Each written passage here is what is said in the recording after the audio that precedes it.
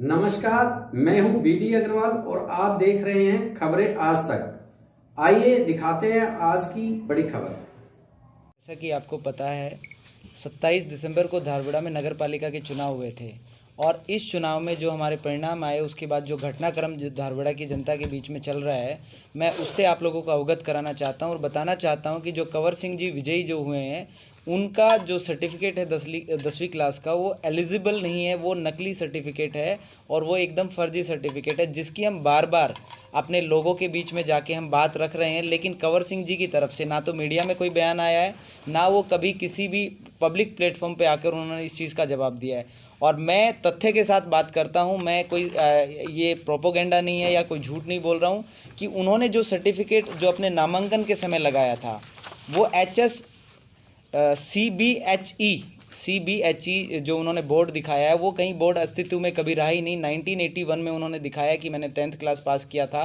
वो जो अपना डेट ऑफ बर्थ बता रहे हैं, जो सरकारी स्कूल में उनका जो रिकॉर्ड है उसमें 8/10/1957 है, जबकि इस सर्टिफिकेट में 15/6/1964 उन्होंने दिखाया गया है। तो जो गलती उन्होंने चारों तरफ की गई है, फर्जीवाड़ा जो किया हुआ है, उन्होंने सरकार के साथ, धारवाड़ा की जनता के साथ एक धोखा किया है। और 10वीं पास ना होते हुए वो एलिजिबल नहीं थे उस जो पोस्ट के लिए, और ना चुनाव लड़ने के वो योग्य थे। जनता के बीच में उन्होंने जाके जनता को धोखा देकर ये चुनाव लड़ा है। तो हम सब लोगों की, जितने भी हमारे बाकी के कैंडिडेट्स हैं, उनकी सहमति से हम लोग आप लोगों से मांग करते हैं कि सरकार डीसी के माध्यम से, इलेक्शन कमीशन इस चीज़ पे खुद संज्ञान ले और वो जो ये नकली सर्टिफिकेट है उसकी जांच होने तक ना कोई धारवाड़ा का नोटिफिकेशन होना चाहिए, ना उनकी कोई शपथ होनी चाहिए। कंवर सिंह भाई जो हमारे हैं, अगर उनको कहीं भी सच होता तो वो जो भागदौड़ मचा रहे हैं, उनकी जो उनकी विचारधारा रही है वो कांग्रेस की रही है, और वो आज अचानक से जो हमारे सीएम साहब से मिले हैं, बीजेपी में जाके मिलने की इच्छा जाहिर की है, इससे आप समझ सकते हैं कि वो क्यों गए हैं। जनता को समझ में आ रहा है कि वो बीजेपी की तरफ भागना इसलिए चाह रहे हैं ताकि वो अपना बचाव कर सकें, अपनी जो गलतियां उन्होंने की है उनसे वो उन पे ढक सकें। जबकि मैं गवर्नमेंट से और अपनी सरकार से मांग करूंगा कि इस तरह के किसी भी आदमी ने, जिसने जनता के साथ फर्जीवाड़ा किया है, जिसने इलेक्शन कमीशन के साथ फर्जीवाड़ा किया है, तो उसको देखें और सोचें। अगर उसने कोई गलती की है, उस जांच के पूरा होने तक ना तो कोई नोटिफिकेशन जारी करें और ना ही वो उनको कोई शपथ दिलाई। तो ऐसी हम सब मिलकर मांग करते हैं। बाबूलाल भाई मेरे हैं, ये भी हमारे साथ चुनाव लड़े थे, हम सब लोगों ने चुनाव लड़े थे और हमने गवर्नमेंट की जो पॉलिसी बनाई गई है उसको पूरा करके तब हम चुनाव मैदान में आए थे। बहुत सारे ऐसे कैंडिडेट हैं जो 10वीं पास नहीं थे, वो लोग चुनाव नहीं लड़े, वो नैतिकता के आधार पर चुनाव नहीं लड़े, क्योंकि उनको पता था कि गवर्नमेंट ने जो हमारा एक क्राइटेरिया बनाया है वो हम पूरा नहीं करते। अन्य कैंडिडेट भी अगर ये लड़ सकते हैं तो फिर तो धारवाड़ा में कोई भी और भी कैंडिडेट जो 10वीं पास नहीं है वो भी इलेक्शन लड़ सकते थे। तो मेरा उनसे निवेदन है कि वो नैतिकता का अपना जो आधार है वो दिखाएं और या तो इस्तीफ़ा दे दें या आके पब्लिक में माफ़ी मांग ले कि हाँ मुझसे गलती हो गई है और मैं इलेक्शन के काबिल नहीं था, मैं पढ़ा लिखा नहीं था, तो मैं अब इस पद से इस्तीफ़ा दे रहा हूँ। लेकिन वो इस चीज़ की करने की बजाय वो चारों तरफ भागदौड़ कर रहे हैं, अपनी अप्रोच लगा रहे हैं, जिससे जनता में एक शक पैदा हो गया है कि जो मैं कह रहा हूँ वो बिल्कुल सत्य है, जो हमारे साथी कह रहे हैं वो बिल्कुल सत्य बातें हैं। आप सब मिलकर इस चीज़ की जांच कराएं, गवर्नमेंट इस चीज़ की जांच कराए, और अगर किसी भी तरह से वो दोषी हैं, क्योंकि जब पूरा इलेक्शन हुआ है उन्होंने पूरे इलेक्शन सिस्टम को ही ख़राब कर दिया है। हम मिलकर ये चुनाव लड़ा है, जनता के साथ धोखा हो गया। अब अगर दोबारा चुनाव होते हैं तो इसका खामियाजा कौन भुगतेगा? जनता चाहती है, धारवाड़ा की जनता, की उनके लिए काम हो, लेकिन काम कैसे हो जब ये इस तरह के लोग अगर फर्जीवाड़ा करके अगर इलेक्शन में आएंगे तो इलेक्शन का जो सिस्टम है वो फेल हो जाएगा। और हर बार ऐसे कोई ना कोई कैंडिडेट अगर करेगा तो सरकार को मैं मांग करूंगा कि इस पे ज़्यादा से ज़्यादा सख्त वो जो भी संज्ञान ले और नोटिफिकेशन ना करे। ये हम फिर बार बार मांग करते हैं सभी लोग मिलकर। आप लोगों से भी निवेदन करूंगा कि प्रिंट मीडिया और हमारे जो इलेक्ट्रॉनिक मीडिया, ये हमारी बात ऊपर तक पहुंचाए और इसके ऊपर जो उन्होंने किया है उसको जनता को भी आप जाके जागरूकता या उनको जो भी आपको बताना है वो सब चीज़ें आपके माध्यम से जनता को पता चलनी चाहिए कि कौन गलत है कौन सही है। हम लोग बार बार मांग कर रहे हैं सबके सामने जाके, लेकिन आज तक कंवर सिंह जी की तरफ से एक भी स्टेटमेंट नहीं आया है। तो इससे आप आइडिया लगा लें कि गलत कौन है और सही कौन है। चुनाव आयोग आपकी बात पर ध्यान नहीं देता और उसका नोटिफिकेशन करा देता है, शपथ दिलाते, तब आप क्या करें?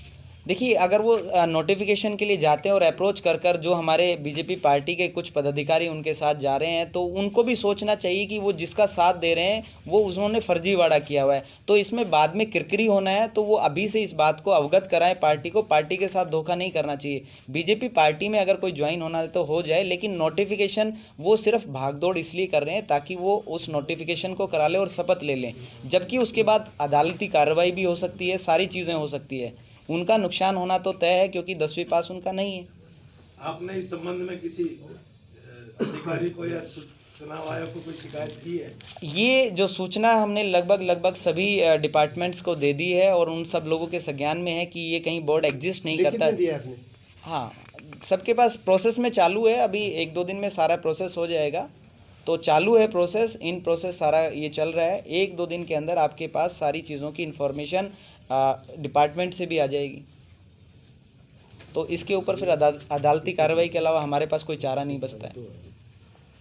कितने प्रत्याशी जो ऑब्जेक्शन में है? सभी प्रत्याशी हैं, जो उनके अलावा 9 प्रत्याशी हैं, उनका सबका ऑब्जेक्शन है कि इस तरह उन्होंने जो प्रक्रिया अपनाई है, जो एक फर्जी डॉक्यूमेंट के आधार पर चुनाव लड़ा है, तो उन्होंने कहीं ना कहीं चुनावी सिस्टम को उन्होंने धोखा दिया है, जनता को उन्होंने धोखा दिया है। तो हम तो यही कहेंगे कि सारे कैंडिडेट्स हमारे साथ हैं और किसी भी कैंडिडेट्स ने इस चीज़ में ये नहीं कहा है कि भाई ये ऐसा होना चाहिए। सभी का यही कहना है कि जिसने ये फर्जीवाड़ा किया है उसकी योग्यता को मतलब अयोग्य करार उसको करना चाहिए, चाहे इलेक्शन कमीशन करे, चाहे डीसी साहब करें, कोई भी करे, किसी भी डिपार्टमेंट से हो, लेकिन उनको अयोग्य डिस्क्वालीफाई करना चाहिए।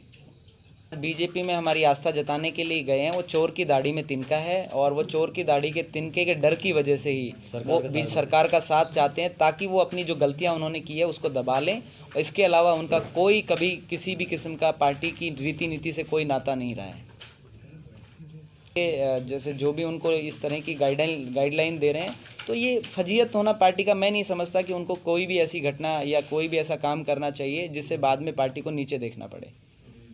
कैंडिडेट था, मैंने इलेक्शन लड़ा था, तो इस चीज़ के बारे में तो लगभग अगर आप लोगों को भी देखेंगे, तो आपको पहले ज्ञान नहीं हुआ इस चीज़ का? नहीं, हमें इलेक्शन के बाद पता चला कि इलेक्शन के दौरान भी मुझे विश्वसनीय सूत्र जो आपके समर्थक भी हैं, उनका ये कहना है कि इस सर्टिफिकेट को बनवाने में आपका खुद का हाथ है। सर ये तो देखिए अफवाह कोई भी फैला सकता है।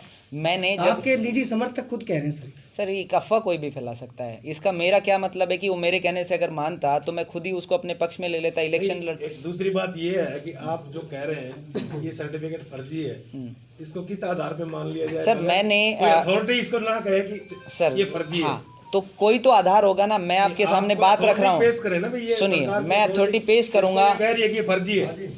ये सेंट्रल बोर्ड जो हायर एजुकेशन का जो दिखाया है, ये हिंदुस्तान में, हरियाणा में कभी कोई बोर्ड रहा ही नहीं है, और ये फर्जी है। इस चीज के लिए आप कोब की लिस्ट। बिल्कुल सही कह रहे हैं। अगर आप है या नहीं है, हम कैसे माने कि भी ये है या नहीं है? आपके पास ऐसा कोई डॉक्यूमेंट्स हो अब ये इस तरीके का कोई आप सुनिए, धारवाड़ा से जब उन्होंने पढ़ाई की तो उन्होंने अपना डेट ऑफ बर्थ दिखाया है 8/10/1957, जबकि इस सर्टिफिकेट में उन्होंने दिखाया है 15/6/1964। तो सब जगह उनका जो है डिफरेंस है हर चीज़ में। कॉपी है वो जो हाँ, उसकी भी मैं आपको उपलब्ध करा दूंगा अभी।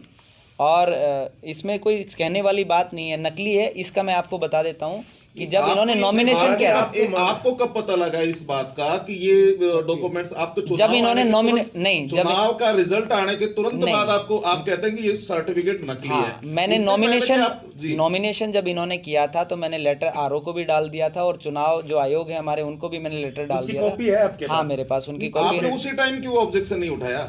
सर वो मैंने डाल दिया जब आपने सब ये प्रक्रिया पूरी कर रहे थे, इलेक्शन का टाइम, जब तक आप उम्मीद थी कि आप जीत रहे हो, कोई दिक्कत नहीं है, जैसे ही वो जीत गया, मेरा काम मेरा काम है इन्फॉर्मेशन देना।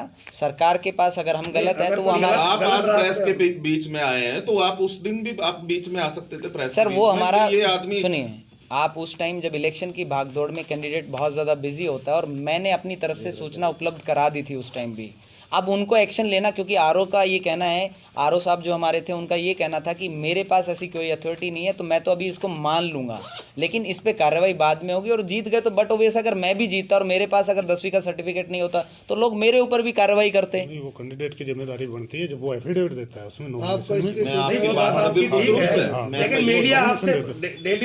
ऐसा है जी, आरओ ये मान के चलता है कि जिसने जो कैंडिडेट ने दिया है वो सही है, लेकिन उसका जांच का विषय तब शुरू होता है जब वो कैंडिडेट अगर चुन जाता है तो बाकी अगर किसी कैंडिडेट को ऑब्जेक्शन होता है तो आरओ उस टाइम किसी भी, क्योंकि हम भागदौड़ में रहते हैं, हम चुनावी भागदौड़ में इतना व्यस्त रहते हैं कि हम किस डिपार्टमेंट से उसकी कॉपी लेके आए।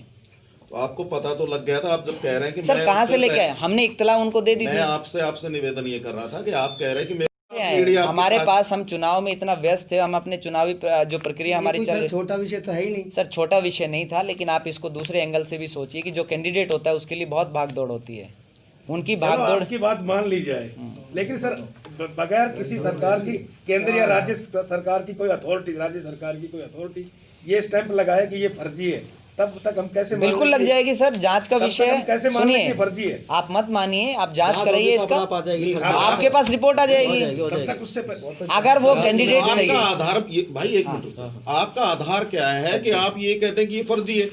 किस आधार पे कहेंगे आप? क्योंकि ये बोर्ड कभी आपने अगर सुना हो तो आप मुझे बता दें। गुरुजी हमने नहीं सुना, मान लिया हमने, लेकिन हम कैसे माने? आपके पास कुछ तो अथॉरिटी, कुछ तो लिखित में होगा कि ये बोर्ड अस्तित्व में नहीं है। मैं आपको इलेक्शन कमीशन की जो कॉब की लिस्ट होती है, जो वो बताता है कि कौन कौन से जो हमारा 10वीं के जो बोर्ड्स होते हैं हम उनको मान्यता देते हैं, तो उसकी लिस्ट पे आप जाके चेक कर लीजिए, ये बोर्ड वहाँ पे है ही नहीं। आपके पास है इस तरह की कोई? हाँ मेरे पास है जी, दिखाइए। हाँ मैं दिखा दूंगा आपको, उसके लिए उपलब्ध करा दूंगा मैं आपको, क्योंकि जो लिस्ट होती है इलेक्शन कमीशन की साइट पे आप जाएंगे तो वहाँ पे एक लिस्ट होती है कि कौन कौन से बोर्ड से आपकी 10वीं की हायर एजुकेशन को हम मान्यता देते हैं, उसमें वो लिस्ट जो भी बोर्ड्स की आप देख सकते हैं उसमें। न्यायालय में जाने तक क्यों इंतजार कर रहे हैं? नहीं आप इंतजार कर, न्यायालय में डाल देते अब तक तो इस तरह। सर न्यायालय में क्यों, अभी तो इलेक्शन कमीशन के पास डालना है, तो इलेक्शन कमीशन नहीं लेगा तो उसके बाद न्यायालय का काम, कार्रवाई नहीं होती तो आप न्यायालय में फिर उसके बाद बिल्कुल खटखटाएंगे। और मैं आपको बता दूं, ये सब इन्फॉर्मेशन आप लोगों को हम जितनी भी आपको चाहिए वो उपलब्ध कराएंगे, और अगर हम गलत होते तो क्या कभी 3 दिन हो गए इलेक्शन को, क्या कंवर सिंह ने कभी आके अपना कोई स्टेटमेंट मीडिया के बीच में दिया कि ये जो आरोप लगा रहे हैं मुझ पे गलत लगा रहे हैं? 30 तारीख को जब इलेक्शन हमारे रिजल्ट आया था उसके बाद हमने जैसे ही उन्होंने दिया था तो मीडिया में ये खबरें आई थी, तो उनको आके मीडिया में बताना चाहिए था, उन्होंने तो आज तक भी नहीं बताया। उनका मोबाइल स्विच ऑफ है, वो घर पे नहीं है, इधर उधर भाग रहे। बीजेपी में जाने का औचित्य क्या है? मर्जी, वो जरूरत नहीं समझ रहे होंगे इस बात को। सर नहीं समझ रहे होंगे, हो सकता है। तो आपको क्या लगता है कोई आरोप लगा दें और वो उसका जवाब नहीं देंगे? आरोप तो अगर बात करें तो आरोप पे तो अभी थोड़े दिन पहले आप भी लगा रहे थे। सर वो लगाएंगे लेकिन सिद्ध नहीं हो पाएंगे ना, मैं तो सिद्ध कर रहा हूँ आपके सामने। सिद्ध का आधार भी तो नहीं है सर, सिद्ध का आधार आप कहते हैं कि ये बोर्ड नहीं है, हम कैसे मान लीजिए है कि नहीं है? आप वो इलेक्शन कमीशन की साइट पे देखिए, आप इलेक्शन कमीशन की साइट तो है ना, आप फेक बोर्ड की जो लिस्ट है उसमें इसका नाम है। आप में पीछे जो कोर्ट के अंदर जो कुछ रूलिंग है मैं आपको दिखा दूंगा, जिन्होंने पहले इस चीज को लेके केस किया है, तो इस वाले सेम बोर्ड पे यदि आप पीसी कर रहे हैं तो आपकी सारे आधार आपके पास होने चाहिए था ना, सर ये चीजें हैं। बिल्कुल मिलेगा, मैं उपलब्ध करा दूंगा, मैं उपलब्ध करा दूंगा, मैं उपलब्ध करा दूंगा आपको। इसकी सूचना कैसे मिली कि आपको ये फर्जी डिप्लोमा है? सर सूचना कैसे मिलती है, सूचना का आधार क्या होता है? नहीं, आपको कैसे पता लगा कि इसका जो मैट्रिक का सर्टिफिकेट? क्योंकि हम गांव के लोग हैं, हमें पता है उन्होंने 10वीं नहीं की है, ये सारा गांव जानता है। आप हमारे गांव में जाके जो उनके साथी पढ़े उनसे जाके पूछ लीजिए, वो तो सब पता होता है, गांव के बारे में सब एक दूसरे के बारे में जानते हैं।